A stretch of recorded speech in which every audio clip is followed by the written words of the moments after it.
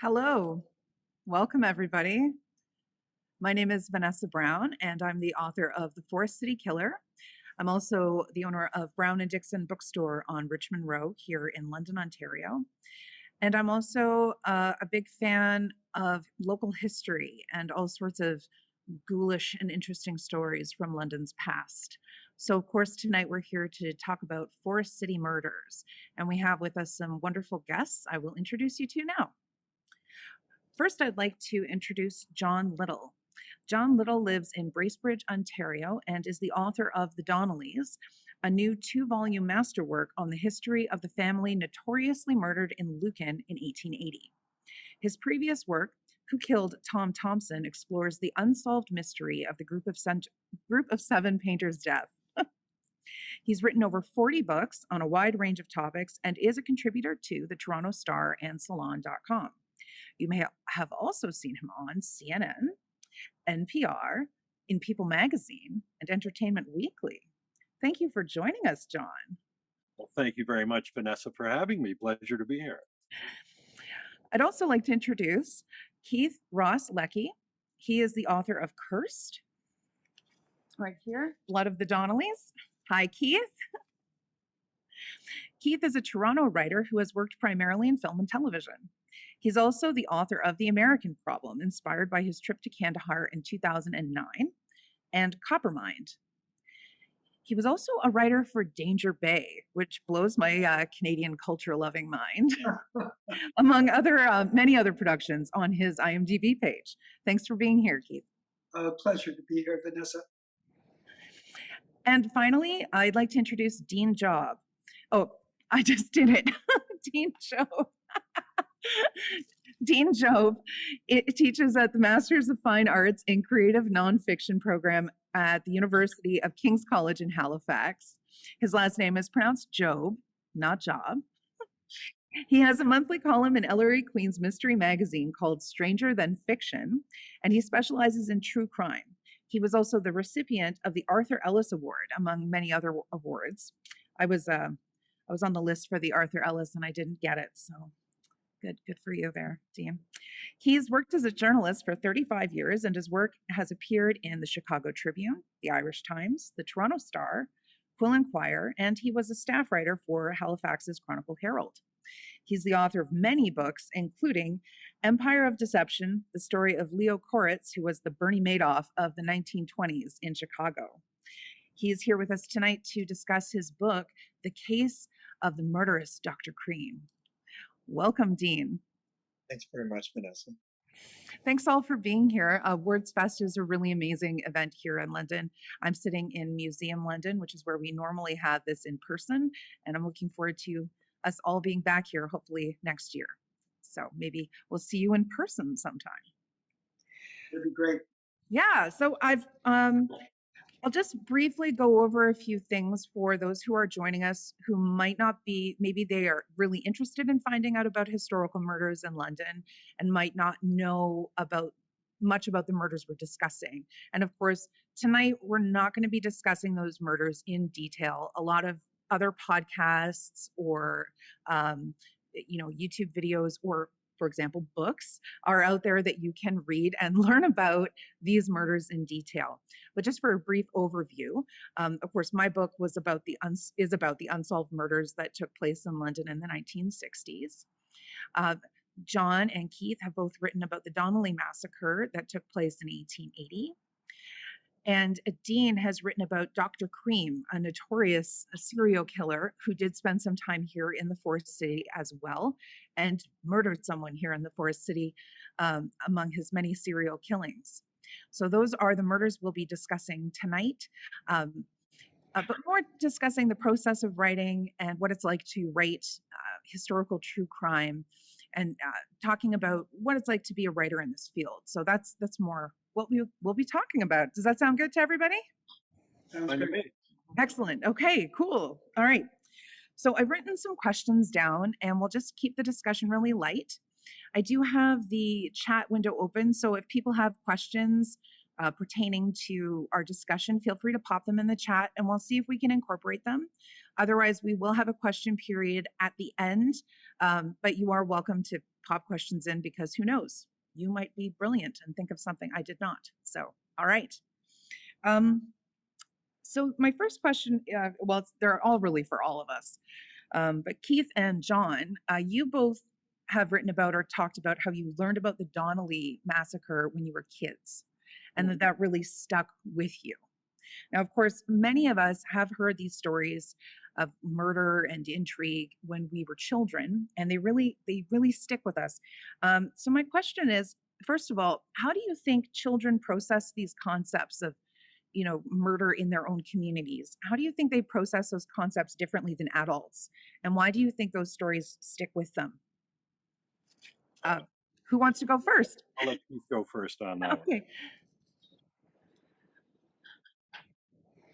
Yeah, what do you think, Keith? About children processing murder. Yeah, like when you Oh. first found out about the Donnellys, that made a big impact on you. So how do you reflect on that experience? And because of course, as adults, when we hear about horrible, tragic events, we understand more the real impact of that horror. But as kids, it's different. How is it different? How is it different for you? I think kids respond to emotion or, a more subliminal reaction to it's not about the nasty details of death or murder. Um, I would like to say, to John Little, congratulations on the Donnelly books.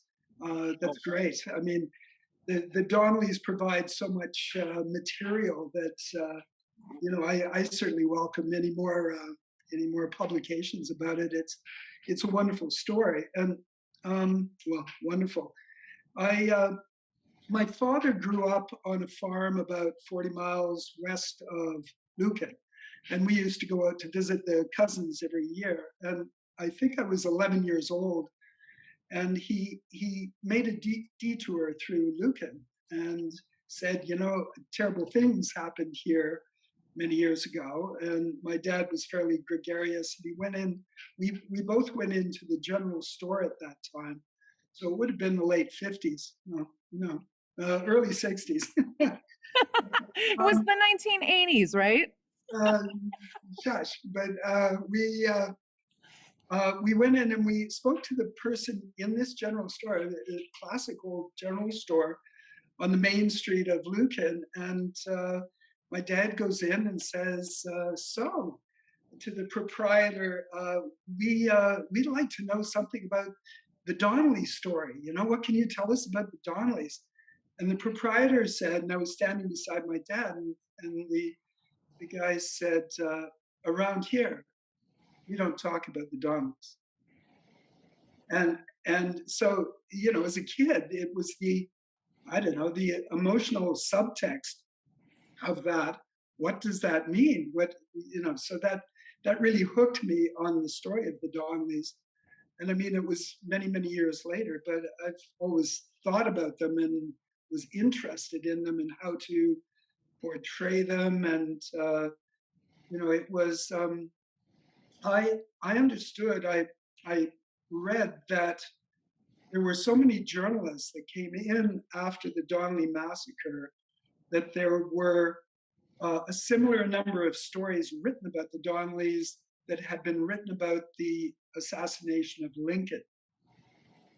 I mean, it was just a huge press story, and so it's great that we're addressing it now and we're keeping it going and keeping it, to analyze it. But anyway, to answer your question, as a kid, there was a tone in that general store that kept me interested for the rest of my life. And what about for you, John? Well, I can't speak to the psychology necessarily of sort of how it resonates with children as against adults, but I mean, I can give you my experience of one, which is not that dissimilar from Keith's actually.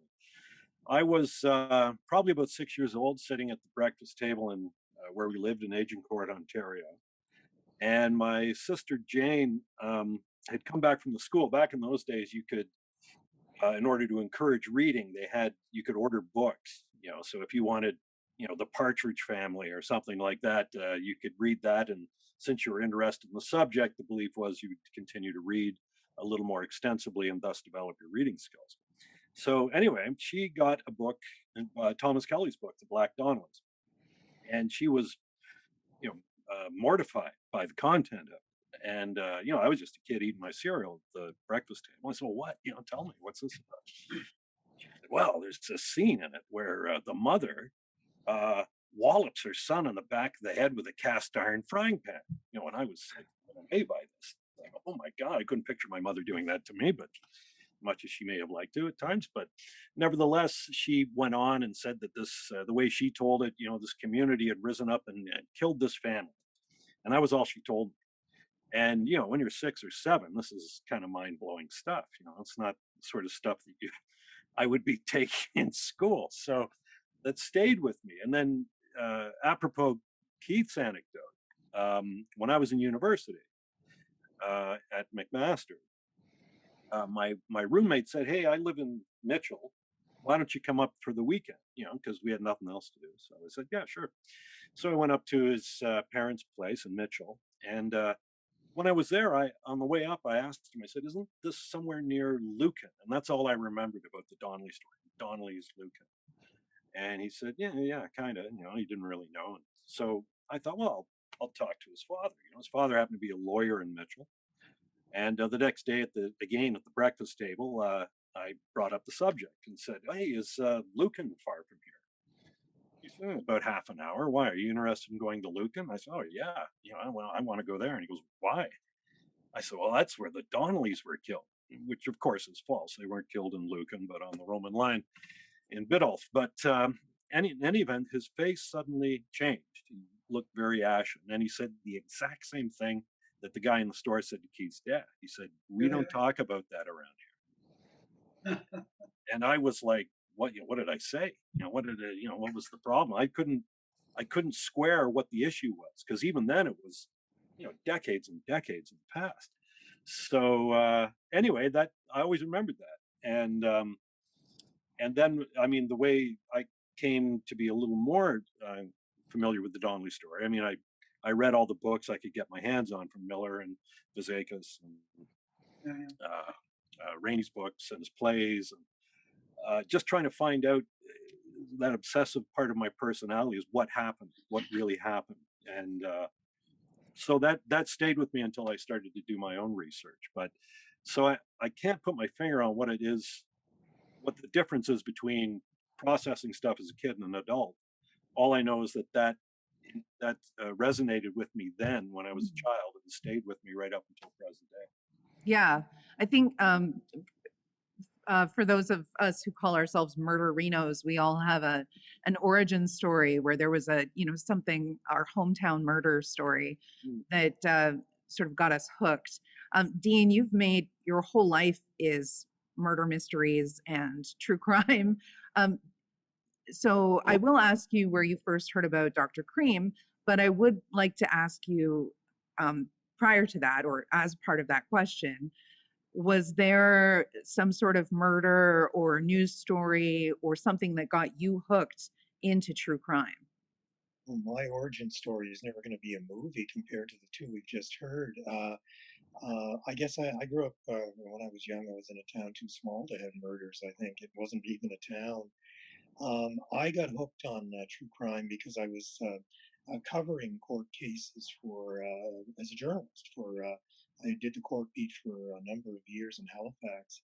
My background in university had been history, so the two interests came together. I became interested in recreating and retelling historical murder cases and other crimes. So it was. So I was a working journalist at the time in my 20s before I really got hooked on true crime, which uh, wasn't as pervasive as it is now. But I mean, of course, true crime has always been riveting, and yeah, so that's how I got interested. So there was no particular hometown murder or anything like that. Well, I mean, you mentioned true crime being more pervasive now, and it is. And I also think it's interesting that there's been a shift from the more sort of licentious, scandalous, often fictionalized versions of true crime towards um, journalistic true crime, which is something that you and John have done. But Keith, you wrote about the Donnellys from a fictional standpoint, which, from my perspective, is a great opportunity to humanize and give flesh to these sort of historical ideas. I'm wondering if you can talk to us about your choice to write about the Donnellys from a fictional standpoint. Well, I have tremendous respect for history and truth. I love Canadian content. So I did many years ago the Avril Arrow story and the Halifax explosion, which I do love history. Um, but I do believe that dramatically, and I did fictionalize the Donnellys, and there were very specific choices I made in Mm-hmm. the books that I wrote. But you start with truth, Yeah. start with the facts, and then you work them. I say I like to start with the facts, and if you have to manipulate them a little bit for dramatic reasons, do that, as long as you tell the truth of the overall story. So, as I say, there were a number of things that I changed a bit in the story to make it more dramatic and compelling. The deaths of Michael and um, of James Mm-hmm. happened actually months before the massacre, and I kind of brought them up to happen fairly close to the massacre as a build-up in the drama to the actual massacre itself of the Donnellys. And I felt that that improved the story, and it wasn't outrageously. I mean, I really do try to stick with truth, and Of course. I've written a lot of I have written a lot of true crime here in the states, and you stay with true crime because often the facts are more bizarre than you could possibly imagine. So I do start with that, try to stay with that, and manipulate the facts occasionally to make it more dramatic and compelling. Well, I think something we'll find as we discuss is something you have in common, whether you're writing about history from a fictional or non-fictional standpoint. And this is what Dean teaches: is creative nonfiction, where you're taking elements used in fiction and applying them to nonfiction, which is something I tried to do in my book as well, so that you can grip the reader. And something I found when I was reading your book, Keith, is that you still have an incredibly high standard of research. So I'm learning about, for example, concepts like the white boys and the Blackfeet. And, Yes, like one of the things that really blew my mind was blood and roses, the guy in the barrel getting pricked by the thorns. And I thought that's where that phrase blood and roses must come from. So there is something about fictionalizing and dramatizing history that can make it more accessible, and also make an impact on someone. So they might read a fictional account and then go further. Who knows? But regardless, I mean, it's such a compelling story. And another thing is, um, I don't think anyone's addressed the Donnellys' history in Ireland with as much depth as you did, which is something very unique about your book, and I really enjoyed. thank you. Thank you. The truth is, there's not a lot known about the Donnellys in Ireland, but I built on what was there, what I knew, and dramatized it. But again, you draw a line in the sand and you say, I'm not going to fictionalize this too much beyond the facts, because I think the facts are always fascinating, and I think truth is, people trust you as a writer if you stick to the facts and people recognize that they are truthful. Like the Rose Barrel, that's absolutely true. Rose Barrel, Tipperary, Barrel in Ontario. Yeah, that's incredible. And I think you can spot the difference in historical fiction between those that are well researched and those that aren't, especially if you have any sort of um, history knowledge.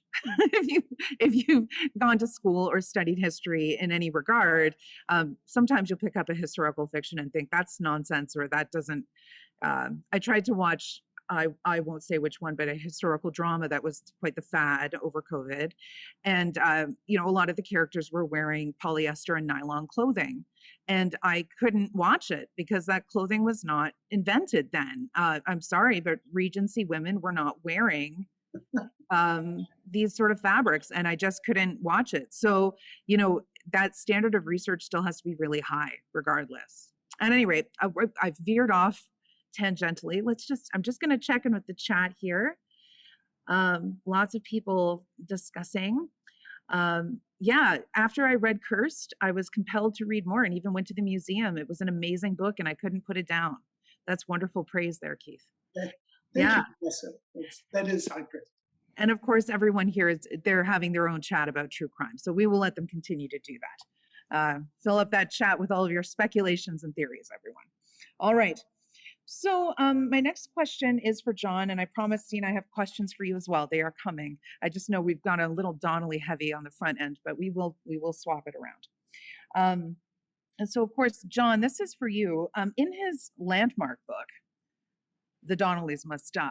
I mean, Orlo Miller's the king. All right. So just here in London, Ontario, when it comes to local history, Orlo's the king. Anyone from London, you want to read about it, you've got to read his books on London history. He's the best. All right. But he explained to readers that he felt that the Donnellys were killed as a result of feuds between the white boys, the Blackfeet, Right. the British, the Irish, the Catholics, the Protestants. But you have a different theory. And I'm wondering if you could explain to us just briefly what your position is on that. Well, to me, it wasn't a case of a feud that was imported from the Emerald Isle. It didn't need to be. It was a local problem that was handled locally. And yes, there were religious undertones to it, no question, as there were political ones. But it was a problem that evolved and metastasized in and around Middlesex County. And even when William Donnelly was asked about Blackfeet, he had no idea what the question was about. Right. So, and that was in the London Free Press at the time. And there was a bit of back and forth, actually, interestingly enough, in the London Free Press between people that said, "Oh no, it goes back to Tipperary," and it's not even at the time. But then, if you follow that dialogue back and forth, ultimately, the one that said that it was a faction feud capitulated and said, "Well, I didn't really mean to say it was a faction feud." But I mean, when there was a sign posted at someone's well that said, if you want water, go to the Donnelly place. No Blackfeets here. Words to that effect. That was basically saying that William Donnelly and the Donnelly family hadn't thought twice about consorting with Protestants. Right. So if you love Protestants so much, go over there and hang out with them. It had nothing to do with. It was a line drawn in the sand by the hardcore Roman Catholics, the Irish Roman Catholics, and people like the Donnellys, who I believe, when they came to Canada, viewed it as the new land, new opportunity. A lot of the feuds and the problems and the issues that they had back in Ireland were left back in Ireland. And so if they wanted to hang out with whomever they chose, they were individualist enough that was how they operated. It was a family first attitude. And so if their friends were Protestant, then they were going to hang out with the Protestants. And if the Catholics didn't like it, that was too bad for them. And I think it just carried over. But other people, when they come over, understandably, viewed the Donnellys when they came over as being part of the group, and that fortified the group. The more members you could get in it, the stronger your group became, and thus the better the chances for survival. And conversely, if someone who was within your group suddenly wasn't behaving and following the edicts that were laid out for the group to follow, they were viewed as a potential threat because they could weaken the group. So I don't believe it was that simplistic. There's no evidence that there were. I mean, the Donnellys consider themselves Roman Catholics first and foremost. They did. Well, because Orlo has this theory where he times the crimes with the spring and this particular festival in March. But it was. I mean, he devoted 35 pages to that thesis, and it's an interesting thesis. But I think part of what Orlo was doing was almost a knee-jerk response to Kelly's book, which painted the Donnellys as evil and terrible. And Yeah. yes, they were killed, but the township was exasperated. It was like a mad dog; it had to be put down. And Orlo Miller actually did a little more research. And Kelly's book, incidentally, was great. It was well written, and which is why it's endured since the 50s.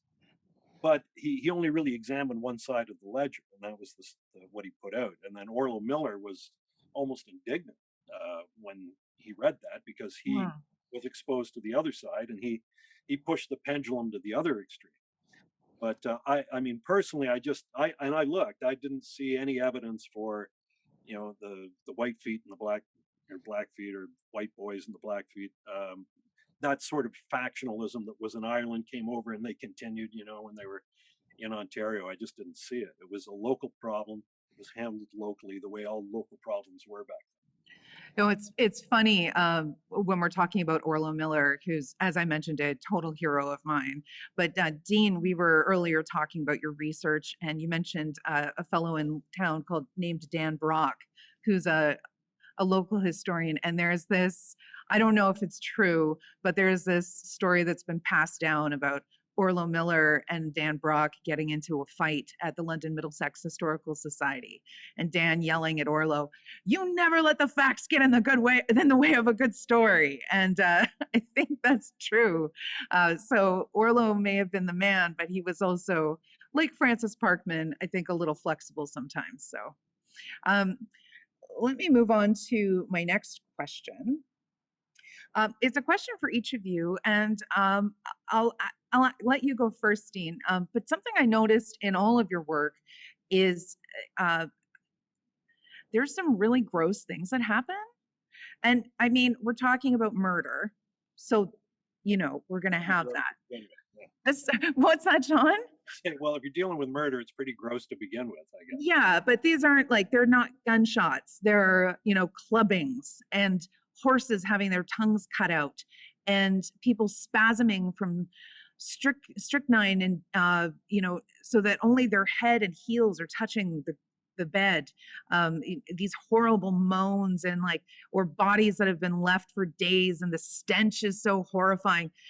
So what I wanted to ask you, because, true crime, it gets into the horror genre a little bit. And I wanted to ask if any of you had been influenced by any horror, if there were particular maybe horror films that you like, or horror books that you have read that might have a little bit of an influence on your work. Dean, could you go first? Well, it's pretty hard to get away from murder when you're writing about Dr. Cream, who killed at least 10 people in 3 countries, including the one in London, Ontario. And it is a question. You say, to what extent are you glorifying the violence or the gore or the delusions of it? But I look at it not really as being influenced by horror, but really just being influenced by the facts. I mean, this happened, and I think you're doing a disservice to your readers if you don't tell them this is what happened. But I was more interested in Cream. I didn't want to, I had to reconstruct his murders. I knew that. But my central question was, how did he get away with it time after time in so many places that he could have a body count of 10 by the time he was finally brought to justice? And so, in other words, the murders are only really part of the story. And that took me on a real exploration of the state of detection and policing in the Victorian era in 3 places, the state of forensics, and also the society that really denigrated or gave second-class status to Cream's victims, most of whom were women, young women, vulnerable women, and as well how he used his status as a doctor to evade and deflect suspicion. Well, you mentioned in your book the Victorian fad of true crime.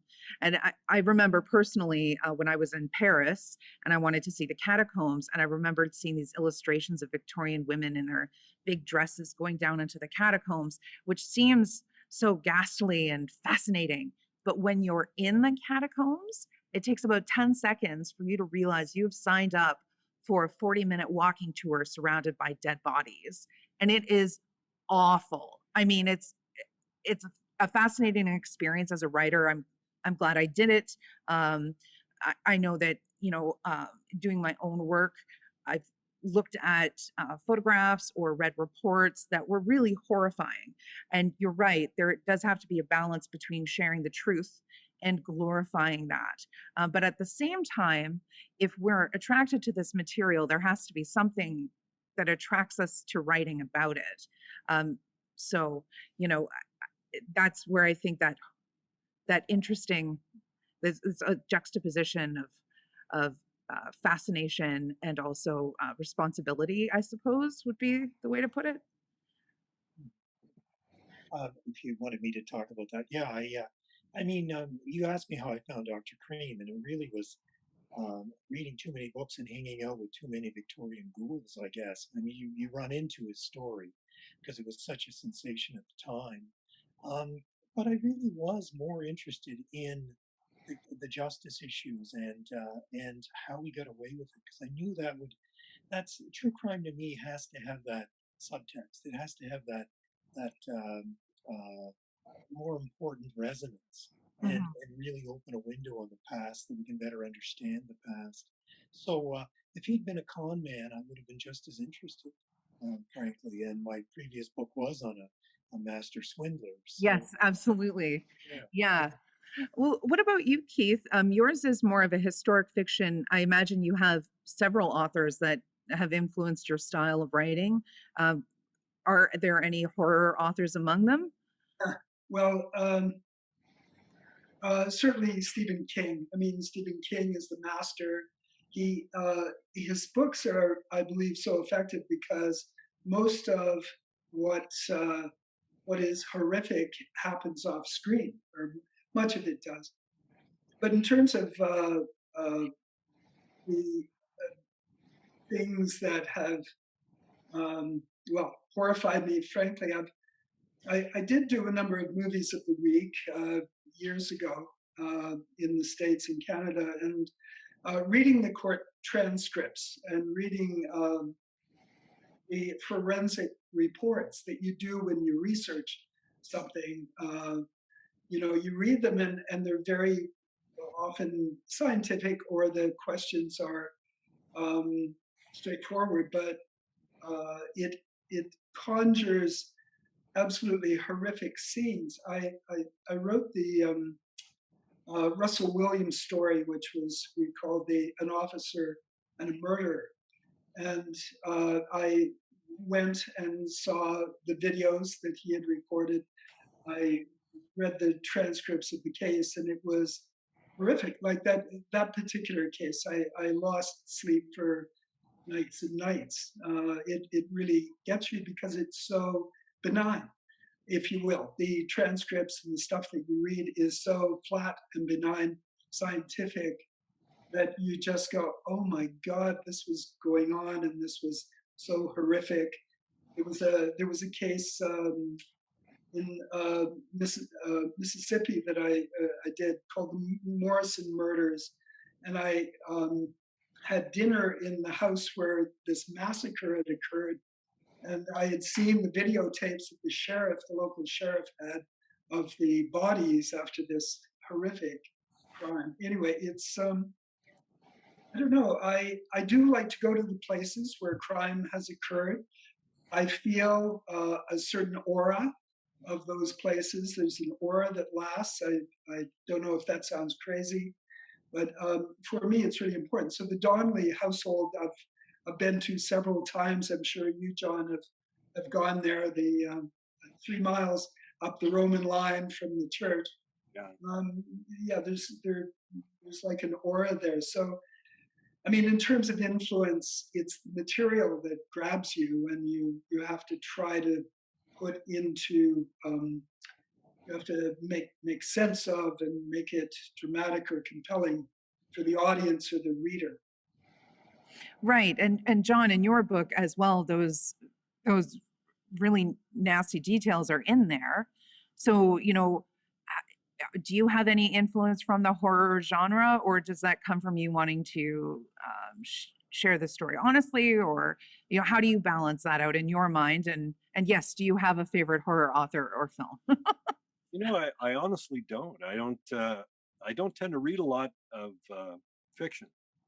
Um, to my detriment. I've always been very interested in real life, what happened, and I think mainly because in the case of the Donnellys, I see it as a human story, or as Nietzsche might say, an alter-human story. There are no clear-cut good guys and bad guys. It's a story filled with human foibles. It's a story that uh, displays some of our species' virtues and just about all of their vices. Um, and it's the scary thing to me was that this could happen again. And I think, from a philosophical backslash psychological perspective, I think we all, death is the great ineffable. We're all, it's always in the back of our minds. As soon as you become aware of mortality, you're aware that you're living on borrowed time. And so when someone is killed, that there seems to be, for most of us at least, a fascination with that. What does that mean? What does it mean to take that step? What did it mean for the victims? Was it pleasant or unpleasant? Was it brutal? Was it not brutal? Was it a release or was it not a release? I mean, these are the foundations of any great religion, any great philosophy, and so consequently, our literature is replete with references to death, and a lot of the things we do on a daily basis is a smokescreen to not think about it, not to confront it. And it's one of the things I really liked about the concept of an Irish wake is that you're forced to deal with it. There's death. It's looking you square in the face, and it's one of the cool things about the Irish is that they look at birth and death as the two realities of life, and you have to accept both of those almost as a yin yang type of component of reality. So, in the Donnelly story, I didn't see anybody wearing white hats or black hats, but the fact that a family was wiped out, I mean, it's morbid, but it fascinated me. Why did that happen? What could affect the human psyche to the degree where people could rationalize that? And so that was my impetus anyway, at least for the Donnelly one. And of course, I grew up in a family where Tom Thompson was a big story. My dad wrote a book on Thompson in 1970 called The Tom Thompson Mystery, and he was one of 4 people that discovered a body in Algonquin Park that wasn't supposed to be there. So, as from a young age, Thompson's death and the mystery surround that was something I grew up with. And Donnelly's was just another Canadian story that had that. It made Tom Thompson look like Winnie the Pooh. Yeah, we are looking into a very dark, we're looking off the edge of a cliff into a dark chasm when we look at historical crimes. We're all intrigued by it, though. I mean, who isn't fascinated by that, ultimate reality?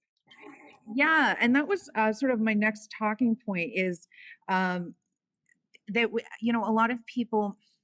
And it's funny, Keith, because you mentioned Canadian history. And I think something I've noticed in Canadian television in particular is as like Road to Avonlea. Sometimes we look at history with these pink goggles. And I see this all the time, especially my work focuses on the 1960s, and every boomer in the universe says that the 60s was this perfect, beautiful, nostalgic, wonderful time.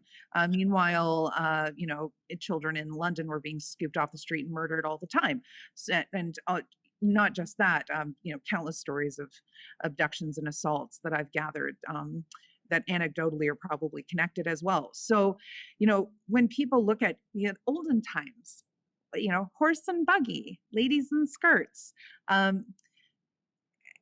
we tend to think of these people as fantasy. It's a fantasy world, like medieval knights, but I work with antique books, and I know that 150, 200 years is not a long time. So how has working with historic crime sort of changed your perspective of time? Does that change how you because these are, when you're writing, you can't research these people and write about these people with the amount of depth that you have without really coming to see them as human beings, who could really just step out and meet you. Right. But this happened, 1880. Dr. Cream was, active in the 1870s, 1880s. That's it. it somehow becomes not that long ago.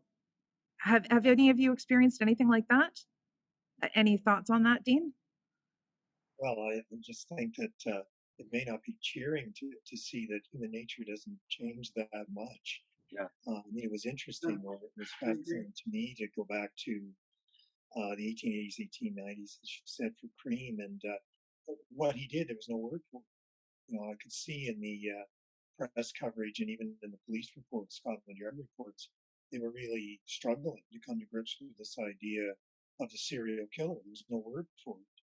So, you know, on some levels, you are going back to a different time, but you know, you see people making policemen or coroners making very human mistakes, and you know, you see some people doing some very nasty things, and those things are with us. So, if anything, it does strip away some of that veneer of nostalgia you talked about, Vanessa. I mean, and certainly, and I think the Donnelly case would show this too. These are almost like uh, light flashbulb images are catching people at exactly the wrong time. You're getting maybe a truer picture of what's going on in society. You're not getting the PR version. These are people are caught out, and they victims may be in the wrong place at the wrong time, but often a lot of witnesses who are compelled to go to court have to talk about things they'd rather not be talking about. Well, and actually, I'm sorry, I'm going to jump in before I get to Keith and John's thoughts on this, because I do have a question as well. Keith and John, you both told these stories where someone said, "Oh, we don't talk about that." And there is something about the Canadian attitude of, you know, hiding these nasty parts of our past. We don't really like to look at them. We do have a rather cheery vision of our pioneer history. You know, we've never been racist. You know, we've never been sexist. We've never, you know, we have welfare and the social nets, and we have, you know, free healthcare. We're the beautiful cultural mosaic. So, you know, I just thought I'd add that little tidbit in as we continue discussing. Keith, do you have any thoughts? Oh, wow. Well, my background is Scots Presbyterian, and you're absolutely right. I mean, butter wouldn't apparently melt in our mouths. We were, you know, everything was very staid, and everything was covered up. And you know, as we continue through life, there was that tendency. I will agree. Um, and in Canada, I mean, in terms of law enforcement, if you compare the Canadian West to the American West, we were, you know, there were the I hate to use the word Dudley Do Right, but we did have the RCMP in there, and it was a little less Wild West than the in America. But I mean, and that's been a bit of a problem in terms of dramatizing our stories, because the American West was probably more interesting because more people died, more people killed people. So it's interesting. But what you're saying is that we cover it up, and maybe they're. Um, so what can I say about that? Just that uh, murder and mayhem in Canada. I don't know. Maybe it's the influence of the royals, but we do tend to contain it and not speak about it, which is really interesting. I, Vanessa, I did want to say one thing about the about Lucan, because Lucan, John, as you found, they don't want to talk about the Donnellys, but in the last few years, there is the Donnelly Museum. Yes. Donnelly Museum, and they've opened things up, and they've. It was really interesting because I did a book reading at the library on Main Street, and just across the street had been where Will Donnelly and Tom and a few others had this huge fight with other people, and it was at the library, and afterwards 4 couples came up to me and said, we liked your book, like what you did with the story, and could you sign the copies? And I asked, what are your names? And it was you know, the Carol and Ryder, and Whoa. some of the, I mean, the names of McLaughlin. These were all the ancestors. Their ancestors had been the vigilantes, and they came. So I was really honored that they thought my rendition was pretty good. And then afterwards, we went across to there's the Roadhouse, M&M's Roadhouse on the main street, and great pub food. And it has Joanna's chicken wings, and it has Will's hamburgers, and it. So they're. What I'm saying is, it's really funny to watch the transition because they are now embracing the Donnelly brand. It only took 140 years. John, I can tell, John, you've got something to say, but Dean, you had a comment earlier. Oh, I was just going to jump in and say that Dr. Cream was a Scotch Presbyterian as well, Keith. So making me a little uncomfortable here. John, what do you think about how we romanticize the past and how Canadians don't like to talk about these unpleasant things? Well, I think you raised some excellent points, Vanessa. And I mean, I can speak to my own education. When I was going to public school through high school and then a university, it was never discussed. It was like Canadians were always civilized. You know, and it was boring to me, the history that it was taught, because all they talked about was the British North America Act. And so all we did was sign documents, evidently. You know, there was no, that they didn't understand that in order to get to, you know, the 21st century, there was a bridge that had to be crossed. And it was a bridge that, you know, the US put on display and on a much bigger stage than Canada did. You know, we were, you know, babes in the woods compared to the US in many respects. But it was never talked about. And that's why when I got this pushback from my friend's father, I couldn't wrap my head around it. But Keith raised a good point. I mean, it's done a complete 180 in the past 5 years, 6 years. I mean, they have tours on or at least he did. Robert Saltz used to have tours on the property where the family was killed. There's a Black Donnellys brewery. The Lucan Area Heritage and Donnelly Museum is now in full swing.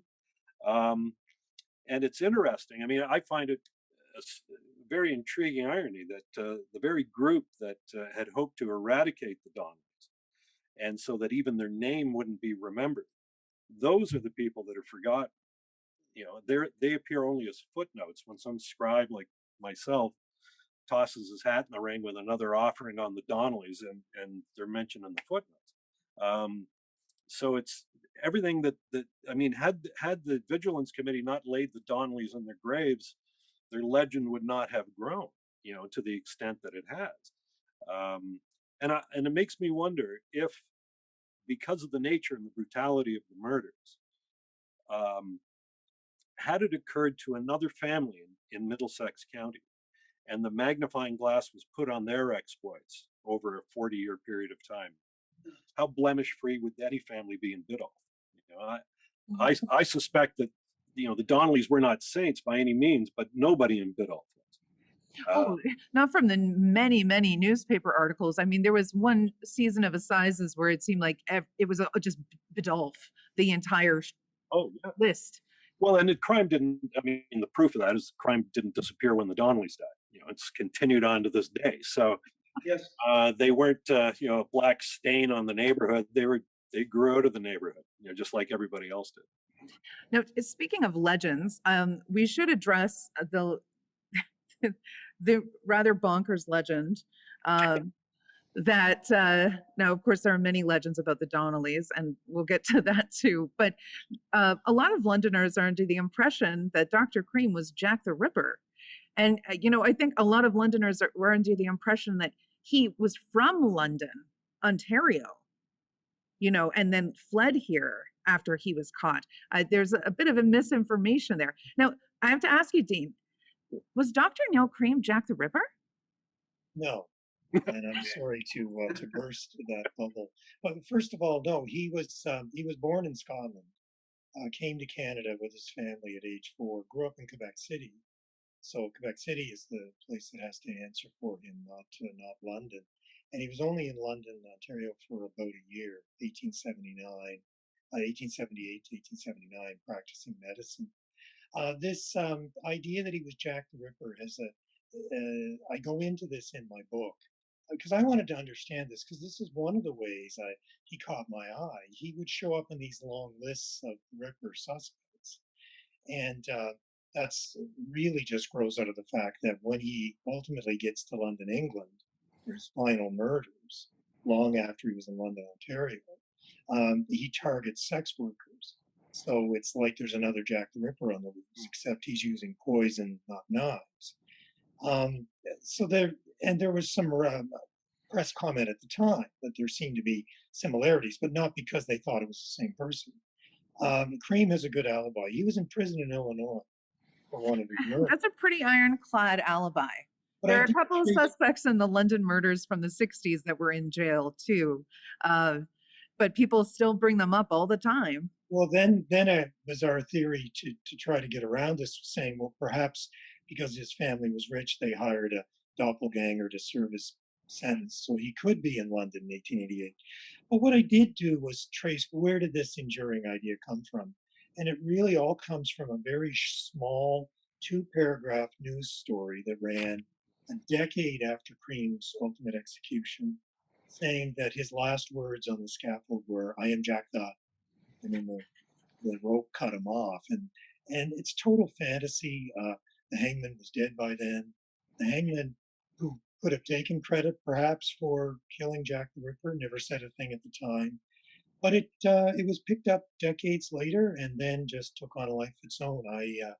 Part of my research a couple of years ago before the pandemic, I was in London, so I went on a Jack the Ripper tour, and sure enough, Cream was trotted out as a potential suspect, and so it's one of these rumor slash conspiracy theories that just seems to be impossible to totally stamp out, but he wasn't Jack the Ripper. Now, this leads me to my next question, which is a fun question. And actually, I first learned about Dr. Cream because of his connection with Jack the Ripper. He was trotted out as a character in The Lost Soul Stroll. Now, The Lost Soul Stroll was a production put on in London. It was a walking tour, and it was organized and directed by Christopher Doty, who also was the playwright responsible for the reenactments of the Donnelly trial. And actually, his life ended on the anniversary of the Donnelly massacre. So he's also very connected to the Donnellys locally. But he had written in the character of Dr. Cream, who, of course, we would meet by his offices, which are now, I believe, torn down, and near where the outhouse was, where his victim had been found. And it would be the ghost of Dr. Cream who would tell us his story. So ghosts, of course, are very connected to the Donnellys as well. And I wanted to ask each of you if you believe in ghosts and if you've ever seen a ghost. John, you go first. I'll be the resident skeptic. No, I've never seen a ghost. Not to say I haven't at times when I was younger, expanded my imagination to terrify myself that this could be the case. But I always felt that well, here's my concept on ghosts is that you always hear this story. You're in a house or they were in a house. They heard this click, click, click, click on the railing out in the hallway. And they went down to breakfast the next morning and they were told, well, it was an old admiral who used to live here and he had a cane and he'd run it over so you're telling me that the cane has a soul now, or a ghost or a spirit, it's and buttons and outfits. And so it's not just the gossamer substance that is the soul of somebody. It's the clothing, it's the shoes, and apparently it makes contact. So it's not that immaterial to begin with. So I find arguments for ghosts are bad. I know that Robert Saltz in his book, You're Never Alone, wrote a section to that on how it's haunted and, the barn is haunted and people, and they have, clairvoyants that come out and they feel these presences and that. But I'm sorry to say that I've never had the experience. So it's like a religious experience. Unfortunately, I'm the great unwashed. Oh, John.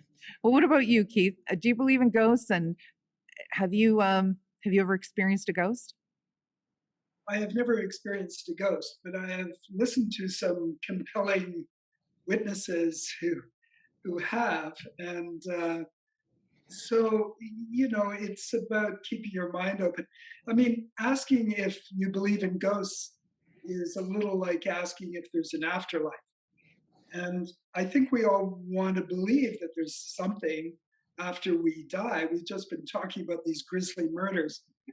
And I think so. There's a natural human tendency to want to believe that there is an afterlife, and then you can believe in ghosts. So um, I would be surprised if most people don't have a few percentage points saying maybe there are ghosts. Maybe and I do myself try to keep an open mind.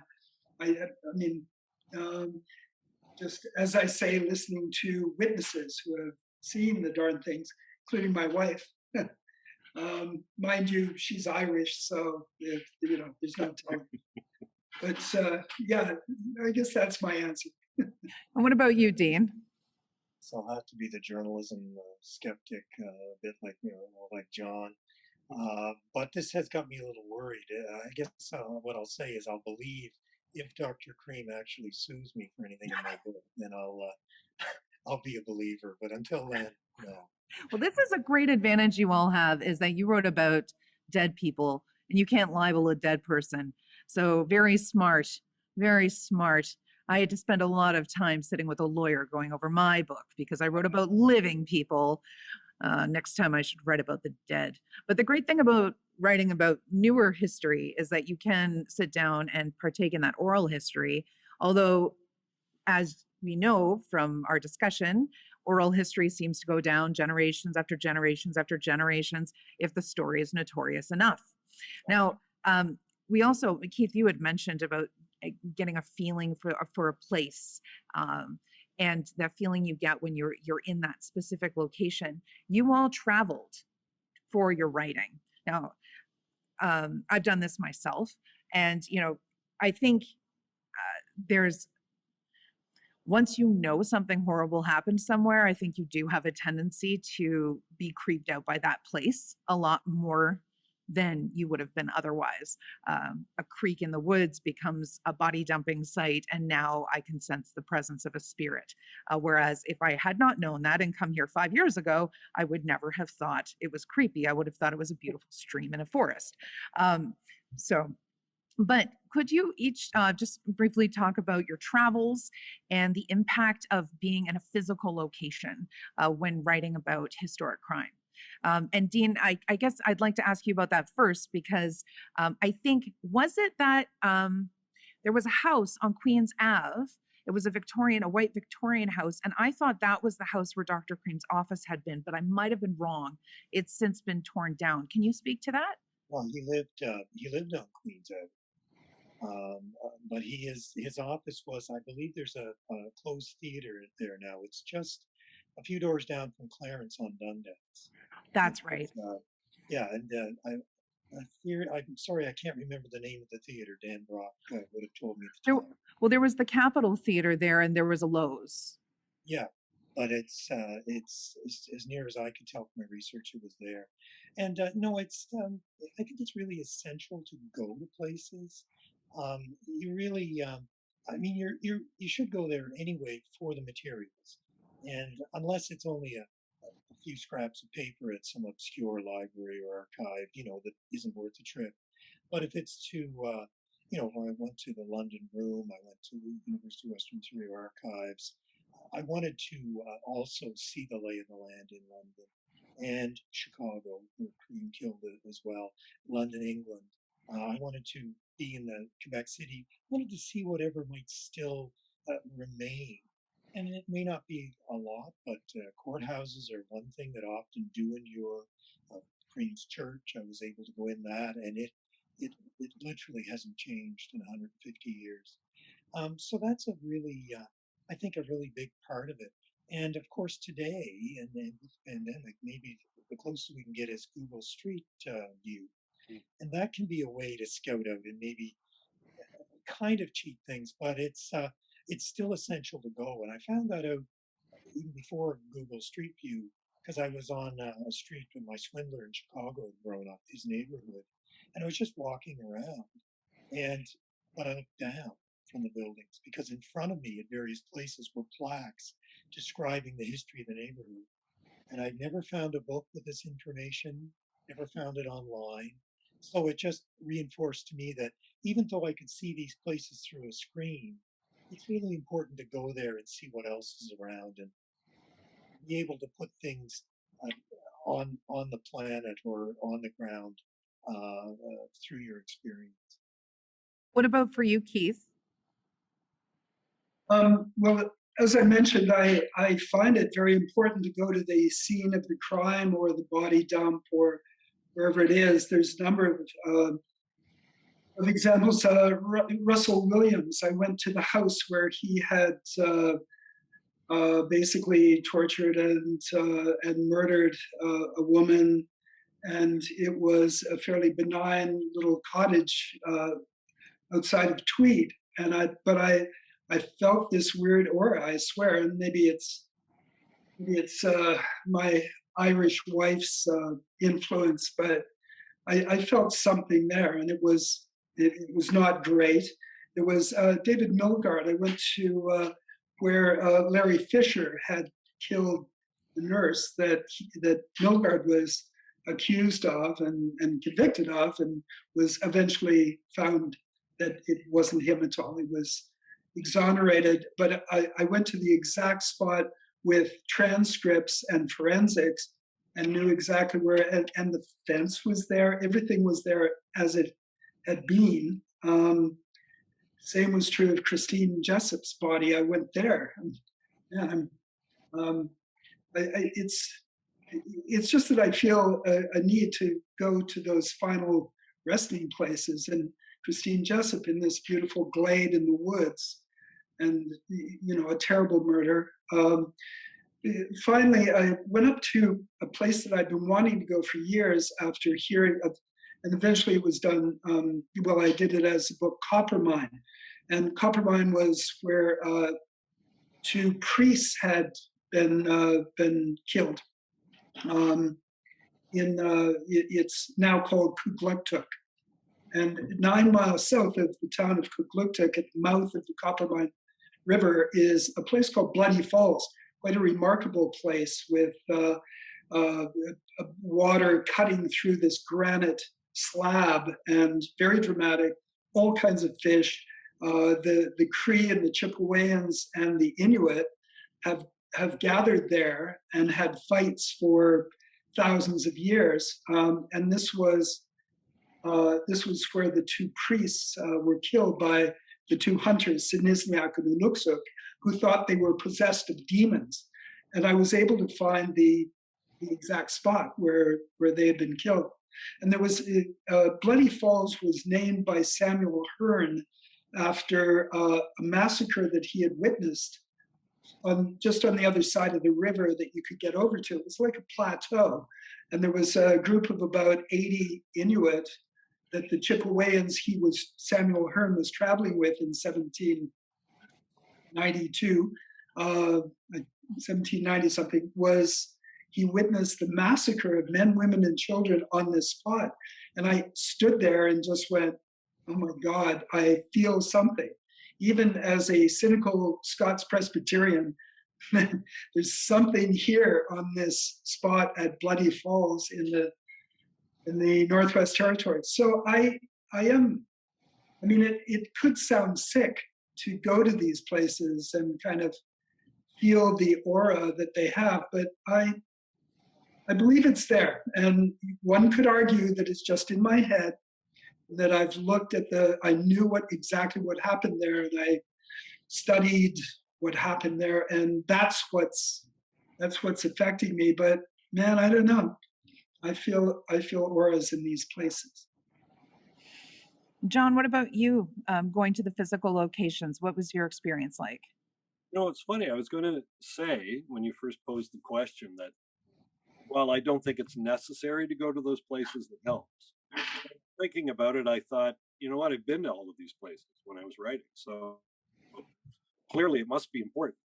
um, I remember reading years ago that somebody, I can't remember the authors, wrote that a historian will tell you what happened, a writer will tell you how it felt.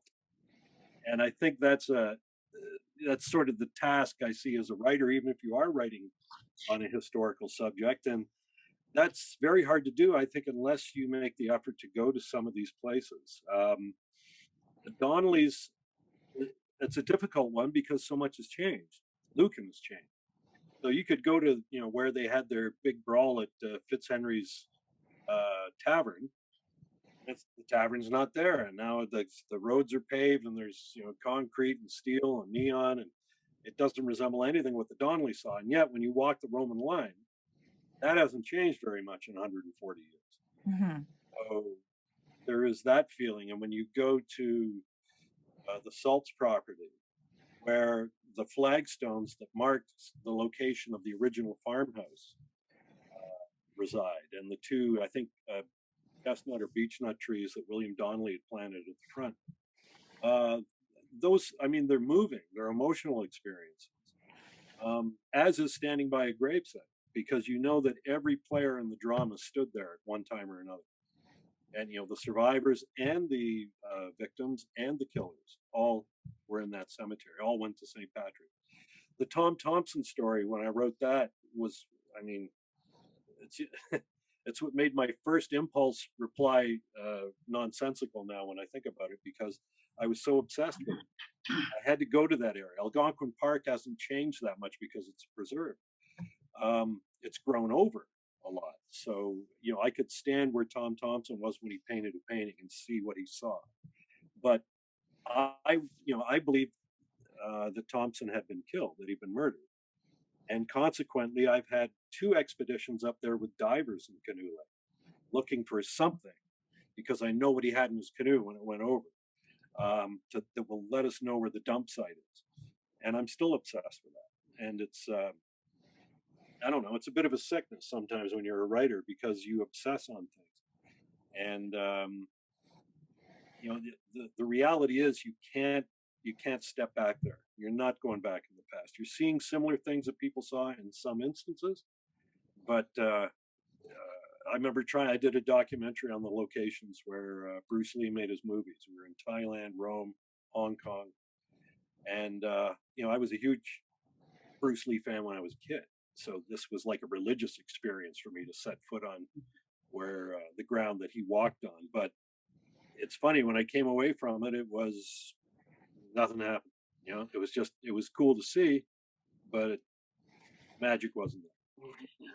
Well, I hear you. I absolutely know what it's like to be obsessed with a subject, and also to feel a connection when you go to a certain place and feel compelled to go to those places.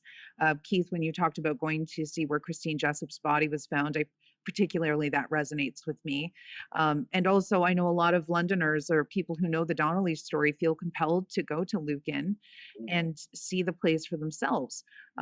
Of course, with Dr. Cream, I mean, he was in London for a relatively short time, but I do always think of the woman he murdered every time I go through that parking lot. Actually, I went through that parking lot with Echo and the Bunnymen and thought of her. That was a strange night. So we're getting some very specific questions about research and archives. But before we move on from the spiritual thing we're discussing, I just wanted to show you something, because of course we know James Rainey, and he wrote this amazing book. I'm just going to share my screen briefly, and if I flub it, just forgive me. Okay. Let's see, I clicked it. Oh, there we go. Yeah, we'll share it. Here we go, everybody. So I think it's 1966, but James Rainey wrote this poem and he had it illustrated by Jack Chambers. Do you see it there? It's called The Dance of Death at London, Ontario. And here I'll show you a couple of them. Jack Chambers did the illustrations, And here we see the historic courthouse where the Donnelly trial took place. And in the poem, it says, "At Colonel Talbot's courtly house, I hanged the rebels rash, sir. Today I'm herdsman of the cars, but once used the public lash, sir. I cannot," then Death replies, "I cannot see you wherever you are, but I feel you way down my pan that dips down and scoops up you both, courthouse and policeman." And it's a whole long poem about death in London, Ontario. I find it very fascinating. And here's the final one. Here is death and at the birth of a child. The doctor says, "At the very gates of life, I allow the human vine. Nurse, take away this little cup. I've filled it full of wine." And Death replies, "Yes, give me that cup, and I will spill it sometime, someplace. Shall I carry it safe for years or miles, or fling it now into your face?" I find that absolutely fascinating, especially when we're talking about murders in London, Ontario. I think I stopped sharing my screen. Does it look normal again? Well, yes. Okay, good. Technology. But this idea, someone wrote in the chat that they had brought someone to London and that person said London was evil. And it is interesting that, of all the little towns Dr. Cream could have come to, he didn't go to Kitchener, he didn't go to Windsor, he ended up here in London, Ontario, the serial killer capital of the world. I think it's because of the life insurance companies that are headquartered there. It's a really good place to get murdered because of life insurance. Is that what you're saying, Keith? The companies might drive the locals nuts. I don't know. I know London a bit, and it's sort of the capital of Canada for insurance companies, corporations. Yes. Yeah, it is.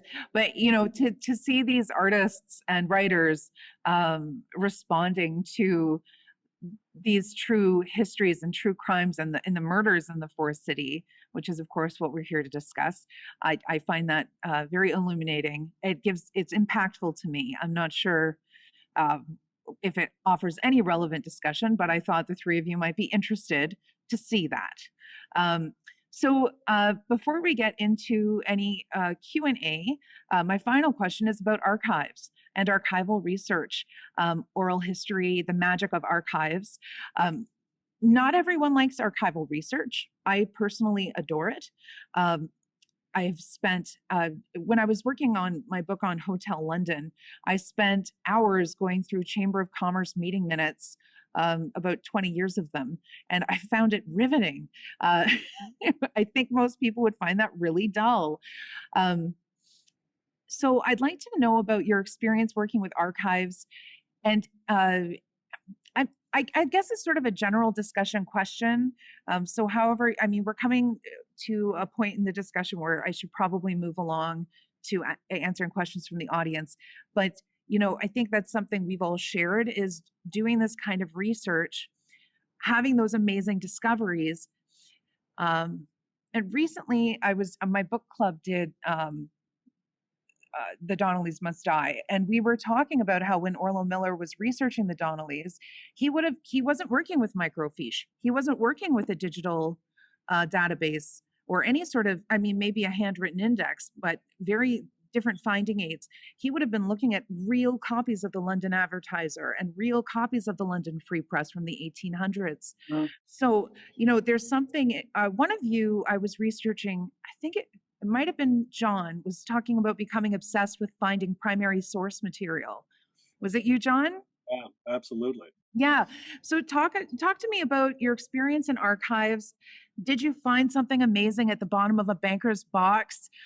Did you run into something really cool? Because, I know from my book, I found there was this Elizabeth Spicer was a London librarian, and she was the one who cut out all the newspaper clippings and put them into the vertical files. And there was this one tiny little 2-inch column that she happened to clip out, and she happened to tuck it into the file that I looked at, 50 years later, and it just completely changed how I saw my research material, thanks to her and the work she did cutting out these newspaper articles and giving a little notation on it of the date. So these are the great moments, and I think we've all had them. So could you share? John, could you go first? Well, I mean, what cleared the logjam for me was accessing the University of Western Ontario archives. I mean, they were kind enough during the time of COVID, when I couldn't go there, to essentially send the archive to me.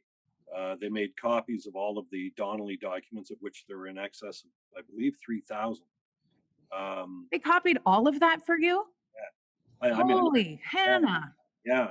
And that was great. I'd already written my manuscript, but once I had access to this, Don't say that, because then if they're listening, they'll think, why did we do all that work?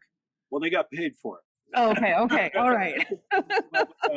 But still, I mean, it was very gracious of them to do that. And when all of these documents arrived, it caused me to go back with now these primary sources in hand, such as Charles Hutchinson's copybooks of the clerk of the peace, and the correspondence between the lawyers and William Donnelly and Pat Donnelly writing to him during the trials. The London room was great for providing newspapers. I mean, the death of Jim Donnelly to me was intriguing because there was no wake. It's the only member of the Donnelly family there was no wake held for. Don't know why that was. There's different questions that could be raised about it, but the London room provided the burial records of St. Patrick's Church, and he wasn't even listed as being buried there, although presumably he was. But there's these sort of things that send you down different rabbit holes for more research. It's like, why isn't there? Why wasn't there a wake? Was it? And some authors have claimed he died of tuberculosis. Well, if it was consumption, that would understand why you wouldn't want a group getting together. Others suspected that perhaps he was shot, in which case, if there was a post-mortem performed, that would be evident and there could be criminal charges laid. But from what I could find as to how he died, it was inflammation of the lungs, which is what we would call pneumonia. Painful, slow death over about 7 days. But the primary sources were far more fascinating because there was information in secondary sources, books written by other authors, that I couldn't find the primary source for, which leads you to one of two conclusions. A, it was made up, or B, it was a private source that they just haven't divulged. In either case, I didn't feel comfortable using it because I couldn't source it. I know when I was researching books I wrote on Bruce Lee, I had the benefit of being able to have full access to his archive. And what was kind of cool there was he had this massive library. He had about 2,500 books on everything from art and dance, martial arts, obviously, and conditioning, philosophy, psychology. And what I'd do is I'd crack open one of the books, and he would have been the last one to hold it. And there's marginalia, something he's written in the margin about a passage that he read that impacted him. And suddenly you have an insight into a person's psyche all of a sudden. So, I mean, I went through every book, and like you said, there was a scrap of paper in one where he'd made a notation. That had been, no one knew about it for 50 years or 40 years, whenever it was I looked through it. But so yeah, the primary sources to me are obviously the closer you get to the time it happened, the closer you are to probably truth. There were some cases where newspaper accounts were published at the time, during the time of the trial, where there was stuff published that was completely false. So proximity doesn't necessarily mean accuracy. I think, for example, of a quote attributed that Joanna Donnelly fell to her knees and prayed for a moment to pray to God in order to forgive her of her sins, and the fellow said, "Oh, get off your knees, or it's too late for you," and hit her with a club. Well, the reality is, nobody was there who ever said that. That was concocted for the audience. Johnny O'Connor was the only one who ever spoke about what happened in the house that night, and he never mentioned it. And I don't think the vigilance needed to have a dialogue. They knew what they were doing. It was just a question of carrying out an action, and that's what they did. So I may have veered off your question here. No, that's okay. It's interesting you mentioned that because, of course, Keith uses that moment in his book for very dramatic effect, connecting Johnny O'Connor and this rock that Johanna has brought with her from Ireland. And it sort of becomes a symbol of the stoic rock nature of the family, the indefatigable Donnellys. So, there we have an example of it being passed on into for dramatic effect, which is And exactly what you're saying it was used it for. was written at the time for dramatic effect. Exactly. Newspaper columnists knew who their audience was. And no drama sold, and there was a lot of things. The same with the death of the Donnelly family dog. How often have we read that? There was a dog's head near the stove, and it was a terrible thing. And yet, I think it was James Keefe wrote a letter to the paper in 1882 that he had the Donnelly's dog, the dog that was there the night of the murders. Well, it couldn't have been killed and had its head cut off and then trotted down the laneway to live with James Keefe. We have some contradictions there, but it played well. If one newspaper was sympathetic to the murders, or in terms of the Donnelly family being murdered, they played it up that this was horrendous. Oh, and if someone wants to know about media bias, you hear people crying. Yeah. People cry about this all the time now, about, the liberal media is biased. You've seen nothing unless you've read a 19th century newspaper. Like, the idea of journalistic integrity is a fairly modern idea. Back then was very common. I mean, William Donnelly was a master at spinning the press, and so were his enemies in the Vigilance Committee. And they came out and definitely tried to put their spin right, because the jury still needed to be selected and they wanted to influence the decision. So this spinning of the press is nothing new. Now, Keith, did you have any? Now, you've mentioned some of your other journalistic work as well.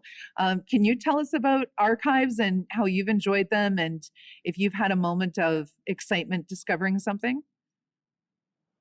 Yes, as a matter of fact, on a book I wrote, Coppermine, about two Inuit hunters, Nisnak and Inuksuk, who come across two oblate ministers, rather priests, and they've not seen white men before, and the priests behave in an aggressive way, and they think they're possessed of demons, and they kill them and eat their livers.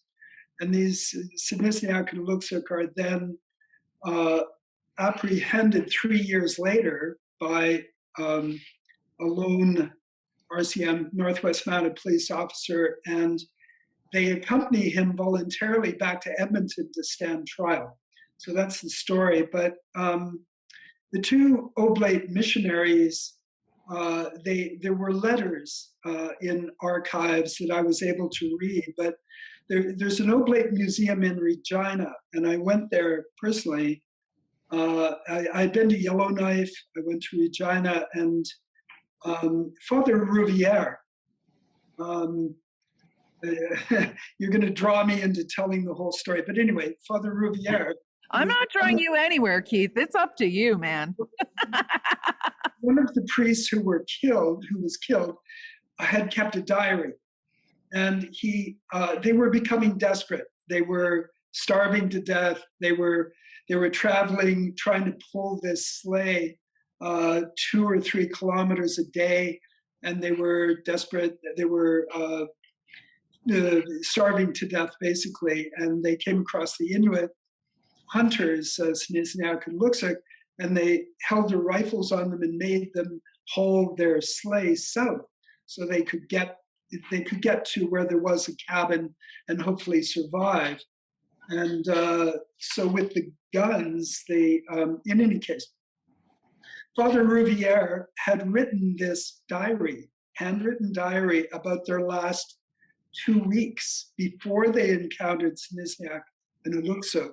And then the night that they had encountered them and they camped together, he wrote another page. And that was found beside their bodies 3 years later, frozen and preserved. And that diary is at the Regina Oblate Museum. And That's amazing. That's amazing. It was just, and looked at it. They were desperate and they were fighting. They did not like each other as people, and as priests who were trying to spread the word, and they were absolutely desperate. and they, Snisniak and Uluksak, thought that they were going to be killed. So, but anyway, so I got to read that document, and it was holding it in my hands was somewhat like visiting the murder site. You feel that aura and that power and that intimacy with the character, and that was my experience. I mean, I go to archives. I have been to archives all the time, but that was the most powerful one. That's amazing. I think it really speaks volumes to know that these archivists and librarians, and we've mentioned the London Room. They were the ones who provided me with the images of the Jack Chambers and James Rainey work that I shared with you. These are the people who preserve our history. It'll be interesting to see what happens with the digital world, how our history is preserved. I think I don't envy the true crime writers and journalists of the future. I know for myself, researching the murders in London in the 1960s, I was able to handle the diary of one of the victims, and that definitely helped me feel connected to her as a person and humanized her. And Dean, your murderer, Dr. Cream, he was also a blackmailer. He's fascinating. So did you get to actually handle any, or I don't know if they let you handle them, but the letters that he had sent people to blackmail them, or any of the other primary documents? Well, yes, I had an experience very much like Keith's. As you said, Cream had this thing where either to deflect attention or some really clumsy attempts to accuse others of his crimes and threaten to blackmail him. This was actually something he started in London, Ontario, on his second murder and continued throughout his career. And when I was doing my research in London at the archives, the National Archives there, there's a Scotland Yard file on Cream. It's a voluminous file. And in going through that, yes, I came across these letters, and I recognized Cream's very distinctive handwriting. And it's quite a feeling to realize that these aren't facsimiles, these aren't photocopies. The actual letters preserved on cardstock, which was starting to crumble around the edge, but had all been pasted there, and 120, 30 years later, you can still handle and see these things. Yeah, it's quite amazing. And what John said about it's really important something like this, especially a story that's been told many times, to go back to the original materials, to avoid those layers of pathology and compounded errors that have been picked up and have accrued over the years. And um, I find it useful to look at secondary work, but but I tend to go like John with the what was said at the time as being closer to the truth. And but one thing I did find in Cream's case in London is, much to my surprise, I could find no reference to the actual coroner's inquest into the death of this young woman whose body was found in the outhouse, as you said, Vanessa. And no one had consulted it. And believe it or not, it took me about 2 or 3 minutes online to find it, and to find the reference number for it in the Archives of Ontario. So I was very happy when I went there to look through that. And again, it just shows that just because a story's been told in the past or been told many times doesn't mean there aren't still a trove of materials out there that have been missed. Yeah, John, do you have a comment about that? You're shaking your head like you have a thought. Oh, I just agree 100% with what Dean said. Yeah, I can't top it. That you're absolutely right. And yeah, the primary sources are your best way to go, and it's. I think we've all probably read books that were based on secondary sources, and as Dean said, they just compound the errors of the past, and usually you get a much clearer picture of the chronology of what happened, when it happened, and consequently, you can, if you go to enough primary sources, when you read something like a newspaper, even account back then, you can tell when it's ringing true or not, or whether they're playing to their crowd, and I certainly saw that with the Donnellys. I mean, I was pretty naive when I started my research because I assumed a newspaper was a newspaper. It was going to be objective and report objectively, and that was not the case. I believe the the London Free Press was a conservative organ, and the Advertiser was more a liberal organ, or liberal conservative as they were called back then. Or no, they were Reform was the equivalent of what the liberal was.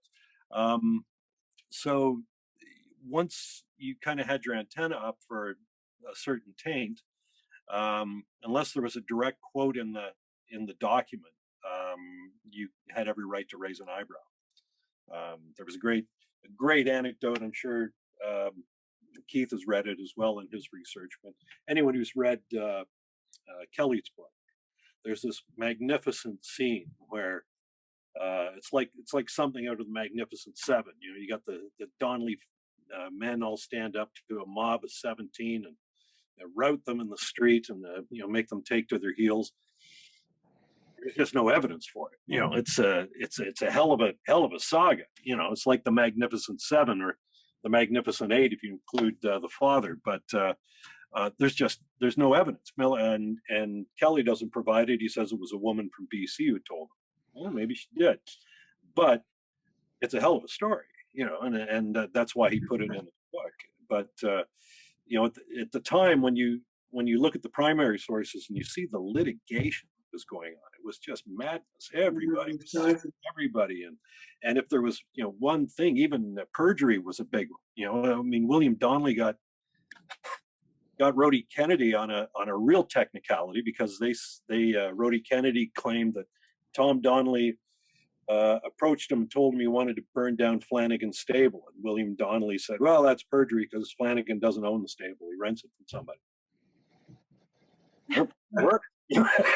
Little technicalities. It was an interesting gambit by William Donnelly, but it paid off. So there's just like these, you look at that and you look at the fact that everybody was so litigious, amazingly litigious back then. Because it was one thing to hit somebody and you could hurt him for the moment, but if you could bleed his finances out in a legal battle, you could hurt him for years. So it was a preferred way to, stick the knife in. But I just found that particular story of Kelly's, which had remained with me since I was a kid, was probably fictitious. The archives are so important. I don't think people realize how much of their pop culture, the music they like, the authors they read, the film and television they consume, would just not be at the quality it is if it wasn't for people nerding out over acid-free paper folders and bankers boxes in a climate-controlled warehouse. I could continue to talk with you about the challenges of researching true crime, which is what I am personally interested in asking you about, especially with people who have so much experience researching as journalists. Canadian true crime has very particular challenges of research. So I'll just drop that bug in your ear, but we do have some questions and we're getting long on time, so I think I should probably look at them. So let's see.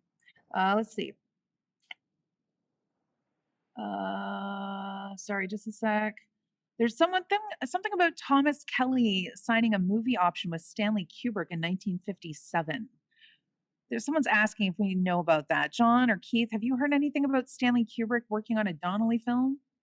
No, never have. Okay. The same person is asking, the Dewey Decimal System categorizes Kelly's book as nonfiction. Do you think it should be recategorized as fiction? I can offer my opinion. My opinion is no, because a lot of it's factual.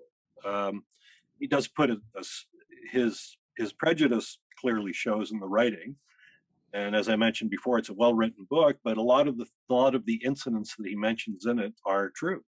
Right. So it's not a work of fiction. He didn't create it out of whole cloth, and create some scenario that never ever occurred. There's some that you can raise an eyebrow over, but even then it's like, I don't really know. He's not showing his cards, so you don't know how much is true or not. So I for one am not, wearing the shoes to judge him on that. What do you think, Keith? Well, I think I would deem it fiction in that it is inspired by true events or by a true story. But fiction allows you more freedom to tell the story and make it an effective story. I certainly respect what John does, and that is to try to get at the real story. But in terms of Kelly, well, just based on the scene that you described with the Donnellys driving away 14 guys, I don't know if that's true or not, but I don't know. Kelly's interpretation of the whole Donnelly thing. I mean, I like to write true stories, but I call them fiction. All of I think it's just a question of definition, and I would say it is fiction based on true events. Interesting. Okay, that's still a hot debate topic. Now, this question's for you, Dean, and I think I'd like to suggest a possible answer to this. But the question is regarding Dr. Cream. Given the lack of forensics and how easy it was to change your name and leave no digital footprint, I'm amazed they caught anyone. How did Scotland Yard, the RCMP, etc., compare notes with other precincts, towns to connect crimes committed by the same person? Now, of course, it's interesting because we actually have a lower hit rate for solving crimes now than we did then, percentage wise. They actually caught more murderers in the early 20th century and late 19th century than they do now. That's partly because they could just go on their gut and say, I know that guy did it, even though I don't have any evidence. But in the Dr. Cream book, it seems to me that Jarvis sort of does that for the police. Would you agree with that, Dean? Oh, yes, and Jarvis is a Scotland Yard detective sent to North America, but only after Scotland Yard realizes that a fellow they have in custody that they believe has murdered up to as many as 4 women in London, England, named Dr. Thomas Neal, is actually Dr. Thomas Neal Cream. As the questioner mentioned, he simply dropped his surname and went by his first and second name, and that's how he was able to morph into someone else. Record keeping was rudimentary. This is pre-fingerprint era. There was very little to link him to his crimes, and Scotland Yard only took the step of sending Jarvis to actually, and thankfully for me, because it gave me a character who was investigating these earlier murders, including the one in London, Ontario, and he was there. He actually unearthed a lot of material for Scotland Yard, but all after the fact, and only because newspapers in North America, Canada, and the United States were starting to make the connection that Thomas Neal was Thomas Neal Cream, and that's the first Scotland Yard realized that someone they thought had killed 4 times had actually killed as many as 10. But he had to physically go from one location to another, like you did researching the book. And that's the only way that these different authorities found out that there were connections with this one guy. That's right, and some of the people he talked to had never come forward with their suspicions. Some of the and he actually missed a couple of murders in Chicago that are very clearly from the newspaper coverage I unearthed. Very clearly, yeah, they were Cream's patients and the same pattern. But yeah, it was. I mean, the world. He had the telegraph. Steamship could get you across the ocean in 5 or 6 days. The Victorian era was an era of communication of breakthroughs, but it still meant that one person really had to go to the ground and connect the dots. Um, I do have a question for you about that because I mean, it's from what I know from studying criminal behavior, it's pretty clear to me just from a basic logic standpoint that, of course, Dr. Cream is not Jack the Ripper. It's just obviously different paraphilias and pathologies. Have you done any sort of behavioral science analysis of Dr. Cream and his modus operandi and his signatures? I mean, I find him very fascinating. It's a very unique profile to me. Well, there was quite a bit of debate in the press at the time, and the British Medical Journal was very interested because he was a doctor, but he never pleaded insanity. Interestingly, there were 4 forensic alienists, as they were known then, or psychiatrists, in the courtroom during his trial in the Old Bailey, taking notes, because the prosecution was convinced that this would be the card he'd play in defense. He would plead insanity, but he never did. And that evidence is lost. I could not find that evidence if it was ever retained. So it meant that, it's difficult. I think it's important to get a sense of what people at the time thought about him. I did look at some contemporary assessments of what motivates serial killers, but I wanted to avoid becoming sort of a pop psychiatrist or putting him on the couch, sort of this at this distance. There's quite a few. I mean, there's really no obvious, a few obvious things in his past, but no abusive childhood, privileged background. He certainly had a self-centered and a narcissistic streak that would maybe suggest the kind of cold-blooded, calculating killer he could become. Oh, Dean, someone's asking if you can turn up your volume. Are you able to do that? I don't think I can. No. All right, well, that's fine. Just Yeah. shout. Okay, I will. It's interesting because you have Jarvis. In my book, I have Detective Alsop, who helps create this narrative. And in the Donnellys, we have Will Donnelly, who's always the protagonist to me. And is it Jimmy or Johnny O'Connor? Johnny O'Connor. Johnny O'Connor. And these are all people who almost by chance become involved and give us this narrative viewpoint to structure our stories around. Now, there is another question, though, that's about court transcripts and about how we can write historical fiction with or without court transcripts. Now, I know for myself, the official word is that all the court transcripts I wanted are lost. What that really means is that they're in the archives of Ontario with no reference number. And I can't find them unless I go through all the court transcripts from that period in the archives of Ontario, which I don't know if they would even let me do, and I have not done. So I wrote, fortunately, in my situation, the opening and closing statements of the most important trial in my book were printed in full in the local press, and there was daily coverage. And I got to speak to the reporter who reported on it, which was amazing. But did any of you, of course, there's the Donnelly transcripts are available and have been recreated as a play. And Dean, did you have the transcripts for Dr. Cream's hearings as well? Well, the coroner's inquest in London, Ontario, yeah, because I dug it out of the archive. The Old Bailey trial transcript is actually available online. His trial in 1892, his final trial. And in my period, and I think John and Keith would know this too, you could often get a verbatim transcript from the newspapers because the newspapers were the court TV of the time. We talk about, is true crime a new thing? Well, in 1880, people were reading every word spoken in court, filling column after column of their daily or their weekly newspaper. So if that doesn't show that there's been a long-standing interest in true crime, I don't know what does. It's sometimes those newspaper accounts are so fascinating.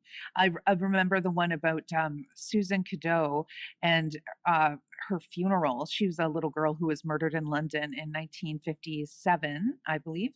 And there's a woman who stands up wailing and screaming and runs out of the funeral. I mean, it's very exciting stuff. We don't get that kind of newspaper coverage. I know recently there was a very dramatic attack here in London, not far from my house, where a woman was stabbed, I think, in the head by her daughter in their driveway in the middle of the afternoon. And it was like very dramatic. I mean, really. And but you could only find out about those details on Reddit. I mean, the newspaper said something like there was an assault on a woman, and police are looking for anyone with information. I mean, there's nothing. And you would never, the historic newspapers would have written about the dripping blood and the screams, and the neighbors would have all come out and given their, oh, I knew those people were trouble back when I yelled at them over my pie or whatever. I don't know. John and Keith, did you use trial transcripts at all in your work? Or was it newspapers more? Well, sorry, go ahead, Keith. Oh, just every chance I get, certainly if there's if there's a trial, I've written a fair bit of courtroom stuff, and you want to see the transcripts and try to. I mean, for instance, in this Coppermine story of Sinizniak and Luxor, there is brilliant oratory between the defense and the prosecution. And I got all of those court transcripts in Edmonton, and that was amazing stuff. So I do, mind you, I should say I rely a lot on books, because usually in projects, certainly in the scripts that I write, there's usually a book attached, and someone has worked hard on going through the transcripts already. Although I do enjoy that primary research. Ooh, John, yes. Did you use the transcripts? Yeah, well, Archives Ontario was very helpful there. The newspapers, as you indicated, were also very helpful at the time. And even some of the regional newspapers, like in Waterford, where Mike Donnelly was killed, there was a transcript of the testimony from the witnesses to his death, as in addition to the actual court transcripts. So it was nice to match those, and fortunately, in all instances, they reported accurately. So yeah, I use transcripts wherever possible in that, because when I have dialogue in the book, I wanted it to be accurate. Mainly because I recognized that what I was doing, in a way, was fashioning a platform to let these people tell their own story in their own words where that was possible. So, in a lot of cases, and I reference Bruce Lee again, a lot of people, when someone becomes popular or garners a following, there's no shortage of people that want to tell you how that person thought and what they would do and what they wouldn't do. Mhm. Oftentimes, that's 180 degrees away from what they actually said. So in the case of the Donnellys, not only did I want to give them a voice and how their story was told, but also their enemies, because in truth, I wasn't there, and I don't view the story as a white hat and black hat story. I see it as a story of ostensibly good people that ended up doing bad things. So, and the scary part is it could happen again, if the right set of circumstances came upon us. So I felt it was important to hear not only from the Donnellys, but from their adversaries. James Carroll, for example, he had written a letter to the paper. He was quoted in court transcripts.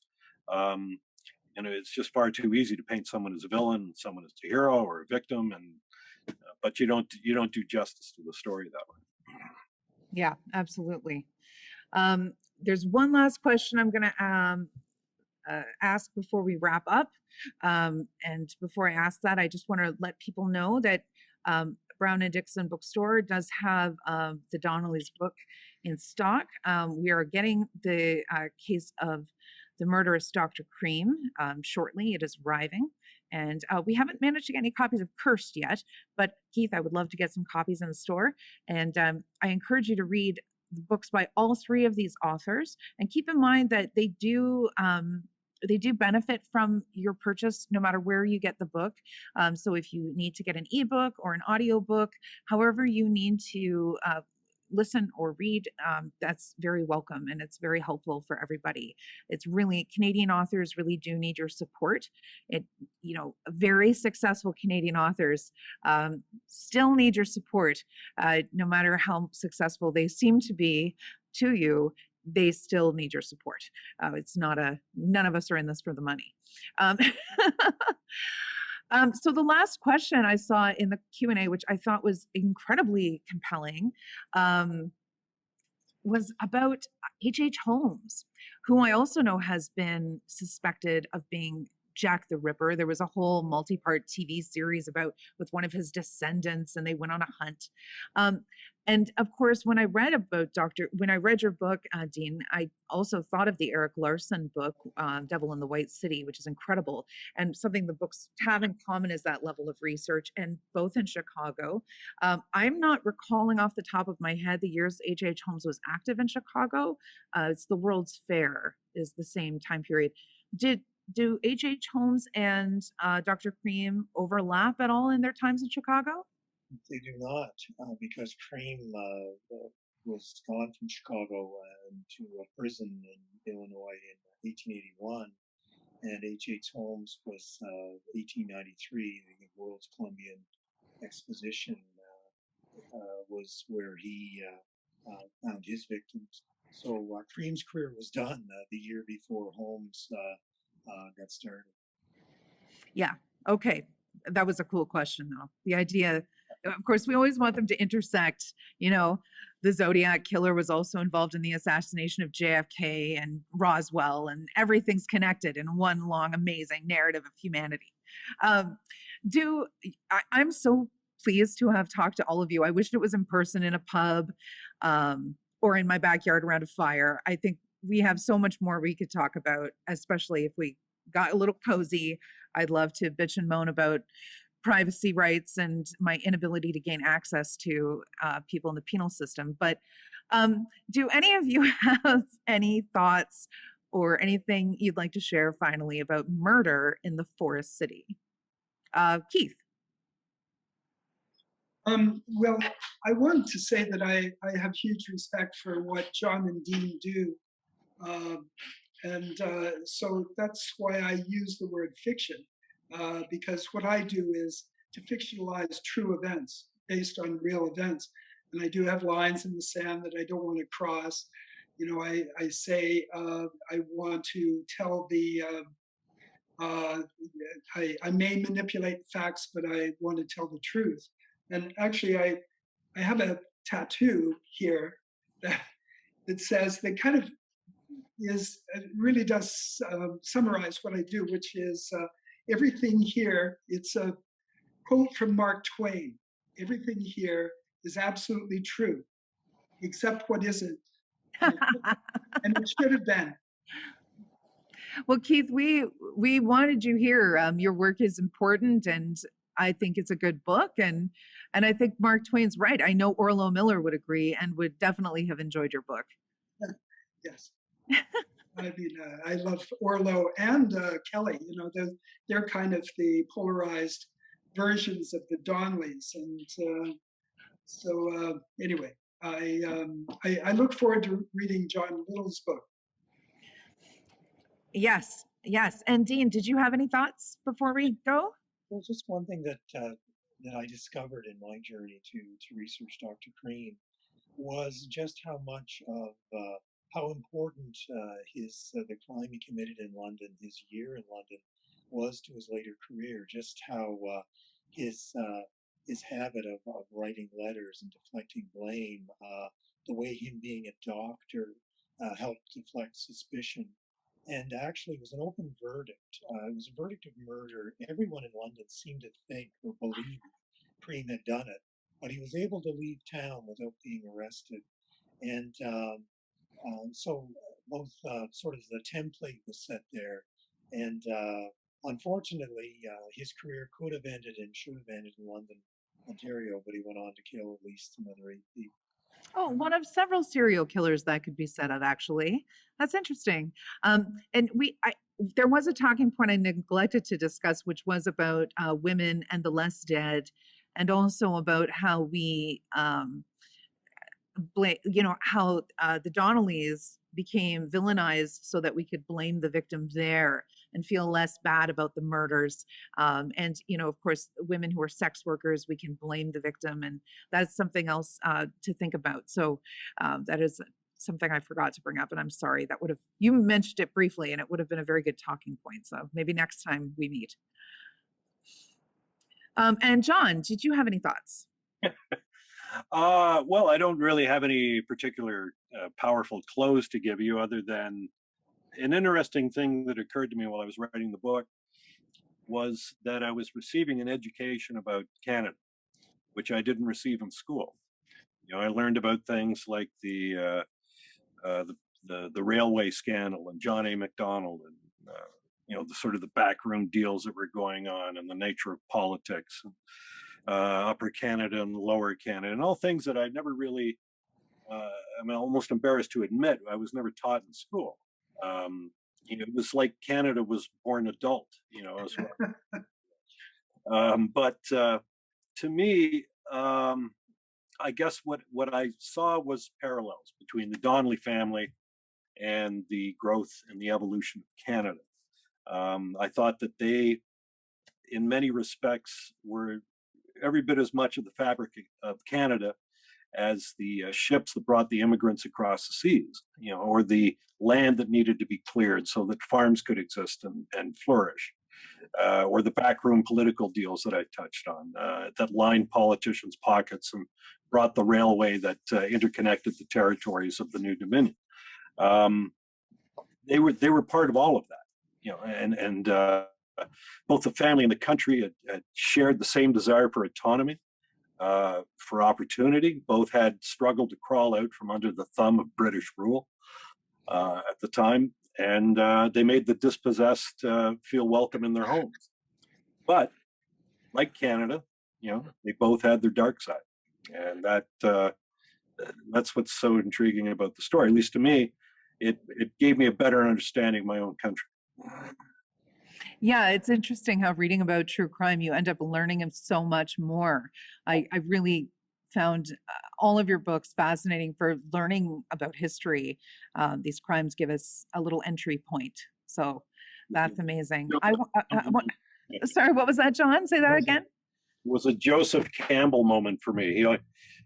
I won't bore you, but he made the reference to Indra's net in Hindu mythology, where there's this vast net that's thrown over the universe, and in every joint of the net there is a jewel. And Joseph Campbell said that the belief it was a metaphor, and that if you look deeply into any one jewel, you look into it deeply enough, you'll see reflected in it every other jewel in the universe. And so when you look into one topic, Keith's a great example of that. He goes into the Donnellys and what blossoms from that ability to write a work of fiction based on the facts that he has observed. There's other things you learn. In my case, I learned more about Canada itself and in some respects, about human nature, which came out of it. I'm sure Dean has gone into his research and come away with knowledge on topics he wouldn't have thought he was even investigating. That's the beauty of looking into that one jewel, as deeply as you can. I think that's very profound. And that was why I wanted to show you that piece, the James Rainey Jack Chambers piece as well, because here we are talking about murder in the Forest City over 50 years later. And there's still this sort of collective unconscious moment bringing us all together, where this one geographical location has been host to these demons. And well, London's evil, let's be honest. Hey, you're talking about my hometown. I lived here my whole life, and I'm never leaving. Everybody knows it. If London's evil, then so am I. Well, there you go. Apple doesn't fall far from the tree, right? Well, it's been a wonderful pleasure talking to all of you. You're venerated authors, award winners, great careers. You've written wonderful books. I'd encourage everyone to buy them, read them wherever you get them, or however you consume them, please do. And thanks for joining us here at Words Fest. We really appreciate it. Thank you, Vanessa. It's been a pleasure, Vanessa. Thank you all so much. Thanks. Have a great night. Bye now. Bye. Bye.